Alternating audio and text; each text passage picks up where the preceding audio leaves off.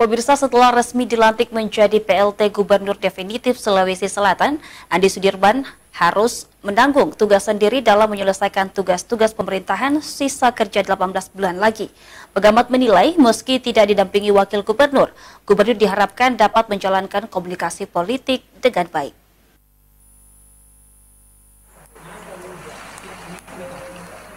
Sejumlah kalangan turut menyoroti Gubernur Sulawesi Selatan tanpa pendamping.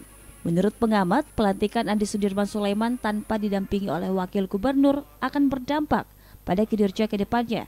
Pasalnya, komunikasi politik akan terhambat, serta penyelesaian RPJMD yang telah ditetapkan terbilang akan sulit.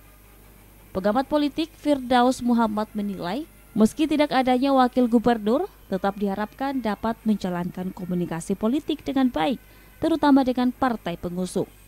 Selain itu, Andi Sudirman Sulaiman juga memiliki tanggung jawab berat terkait dengan RPJMD yang telah ditetapkannya.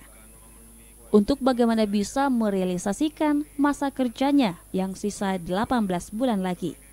Firdaus juga mendorong untuk melakukan akselerasi pembangunan di seluruh sektor yang sangat mendesak, seperti program yang harus direalisasikan ke depannya, seperti penyelesaian kereta api, Masjid 99 Kubah, stadion, dan hal penting lainnya.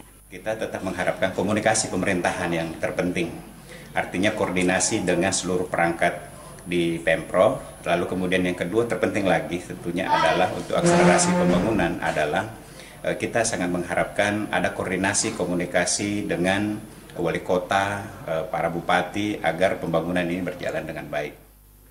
Kedepannya Andi Sudirman fokus membangun komunikasi politik dengan partai dan penyelesaian pembangunan di sisa waktu kepemimpinannya. Ardi Caho, Celebes TV.